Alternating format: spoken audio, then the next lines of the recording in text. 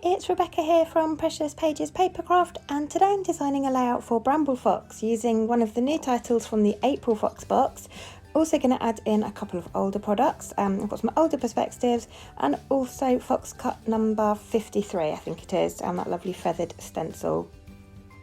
I'm starting my layout off with a little sketch I drew myself. Bramble Fox sell these adorable little notepads, and they are perfect for doodling some sketches on. So I was in the mood for hexagons, so I've just drawn myself there on my pad a little sketch, and I'm going to follow that quite closely. And I'm using the new Simple Vintage Life in Bloom collection from Simple Stories. That Good Life perspective, the acrylic colour, just really made me think of this collection. And of course it's nice and new, so I couldn't resist having a play with it. Love how it matches that blue patterned paper there and some of the florals and butterflies, so lovely together. So I've cut my hexagons using some metal dies in different sizes. So my photo is the largest. Then I've mounted that with a sheet of white cardstock just to give it a frame and a bit of separation from the background. And I've added a layer of pink cardstock behind that as well. I was going to go for the turquoise colour, but I've got the perspective sat right by my photo, so I thought it would be a bit much. So I've gone for accents of that colour instead. So I've used pink behind my photo. And as you can see, it's coming together really quickly because I've got that sketch. I knew what I was going to do. Then I've got that lovely black floral hexagon, is slightly smaller than my photo. And then I'm getting smaller again. I've got that blue hexagon and the pink pattern paper. Those are both the same size. And then I've got two teeny tiny ones that I've used as well, just to bring in a little bit of purple because there's a lot of purple in the florals. So I wanted a bit of that as well. And I've printed my photo in black and white because the colours in the photo didn't really work with the collection. There were so many different colours. My little boy's trousers, his coat had like 2 or 3 different colours on it. I've got yellow daffodils, I had green grass, I had the brown bush in the background. There's just too many colours and it just took away from the beauty of the colours in the collection. So I turned my photo into black and white. I love how that looks, especially with the accents of black that appear in this collection. Really loving black and white photos with this one. I've got some florals then. Most of these have been, in fact I think all of them have been fussy cut from patterned papers. Simple Stories have got a floral bits and pieces ephemera pack with this collection. But you can stretch out even further by fussy cutting, and I'd used that pink polka dot paper to cut that hexagon and something from a previous layout, so I'd already cut into that sheet, so I thought I might as well use the reverse of it and use the florals. So I've cut 3 clusters from that, and then I've got that pink flower and a lovely turquoisey flower. Those are cut from a different patterned paper, one of the like cut apart sheets, and then those gorgeous butterflies are cut from another patterned paper. So lots of fussy cutting for this layout. But I've stuck everything together as best I can so that I can now move it on and off the page as one piece because I want to add some mixed media. Now I'm just going through all of my Bramble Fox stencils trying to decide which one to use, and I've gone for my latest favourite, number 53. I think 17 was my favourite for a long time, the lovely starburst design, and it probably in truth still is. But I think this is coming in a close second at the moment. I've used it a few times lately. And just testing out my inks to see which colour works best with that perspective title. So I think in the end I go for a distress ink because I didn't have it in an oxide, and it is peacock feathers, and it works really lovely with that gorgeous colour of that acrylic and the hints of the colour in the layout. So I'm going for the blue tone up in the top right there. Even though I've got that big hexagon in that colour, I felt like I wanted more pink there because I didn't want to use that blue shade behind my title because it was just going to get lost and you wouldn't have seen the title as clearly. So I've gone for the blue at the top. I'm going to clean my stencil off in between, really important, otherwise I'd have ended up with purple.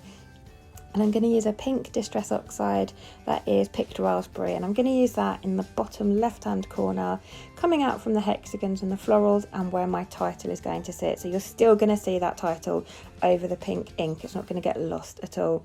And I actually really love how this layout turns out.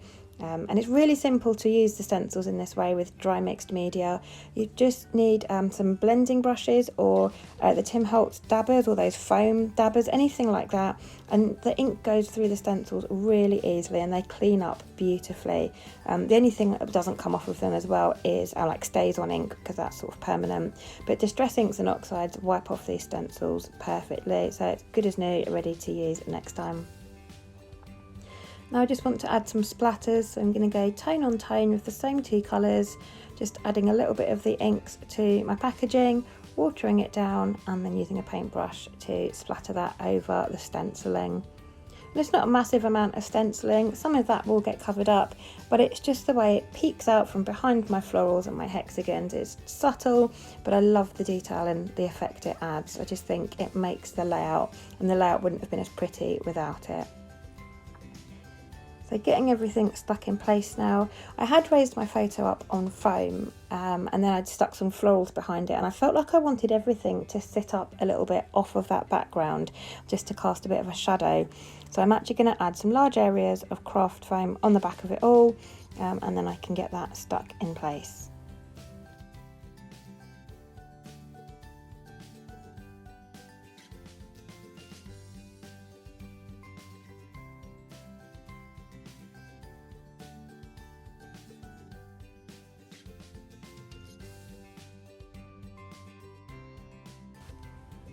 And there we go, that's now sorted. I can get my title done. And it goes to show, when you draw yourself out a sketch or you have a plan or something in mind, layouts can actually come together really quickly. I think the real-time footage was 35 minutes long for this layout, so not long at all for me. And that's because I had that little sketch drawn out, so it's super handy. Now, because I've raised everything up on foam again now, I do this so often, I like to have my title overlapping something on the page so that it's not just sat on its own. But by doing that, it means the top part of the top part of my title is going to be raised up on foam, and then the bottom part isn't going to be making contact with my background. So I've added some foam behind my perspective. I just cut some really thin strips. So that will now sit flush on my background. It will have some contact, and I've got a way of sticking it to that background. I'm using my glossy accents as always for my perspective, and I love how that looks against the pink there. It's probably, in fact, it's Bramble Fox colours, isn't it? It's pink and sort of teal, so no wonder I like it so much. But yeah, I just love how that colour looks against the pink, so pretty. And I've got lots and lots of hearts here now. I do tend to buy these and hoard them. I love it when Morag does the mini perspective in hearts and stars.